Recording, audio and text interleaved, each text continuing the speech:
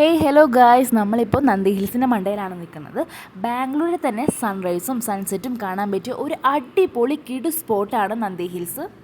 നമ്മൾ സൺറൈസ് കാണാൻ വേണ്ടിയിട്ടാണ് നന്ദി ഹിൽസിൽ പോകാൻ പ്ലാൻ ഇട്ടത് തന്നെ. പക്ഷേ പിറ്റേ ദിവസം നമ്മൾ ഫ്ലാറ്റിൽ നിന്ന് ഇറങ്ങുമ്പോൾ തന്നെ സൺറൈസൊക്കെ കഴിഞ്ഞിട്ടുണ്ടായിരുന്നു. പിന്നെ നമ്മൾ നന്ദി ഹിൽസ് എത്തിയപ്പോഴേക്ക് ഏകദേശം ഒരു 11 മണി 11:45. അന്നൊരു സൺഡേ ആയിരുന്നു, അതുകൊണ്ട് തന്നെ അത്രയും നല്ല തിരക്കുള്ള ദിവസമായിരുന്നു. നമ്മൾ ഓടിച്ചെന്ന് ക്യൂ ഒക്കെ നിന്ന് പൈസ ഒക്കെ ടിക്കറ്റ് എടുക്കാൻ നോക്കിയപ്പോഴാണ് റേഞ്ച് ഇല്ലാത്ത കാര്യം നമുക്ക് മനസ്സിലായത്. നമ്മുടെ കയ്യിലാണെങ്കിലോ ലിക്വിഡും ഇല്ല.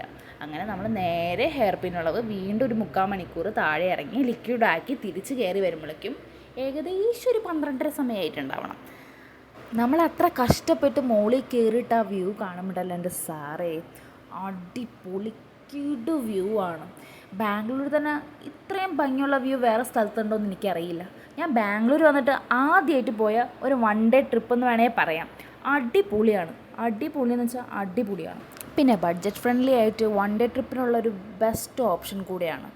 ഇപ്പോൾ ബാംഗ്ലൂർ വന്നിട്ട് ഇതുപോലത്തെ സ്ഥലങ്ങളൊന്നും കാണാത്ത ആൾക്കാരുണ്ടെങ്കിൽ വന്ന് കാണാം. ഒരുപാട് പേര് വന്ന് കണ്ടിട്ടുണ്ടാവും, എങ്കിലും ഇനിയും കാണാത്ത ആൾക്കാർ വന്ന് കാണാം. അടിപൊളിയാണ്.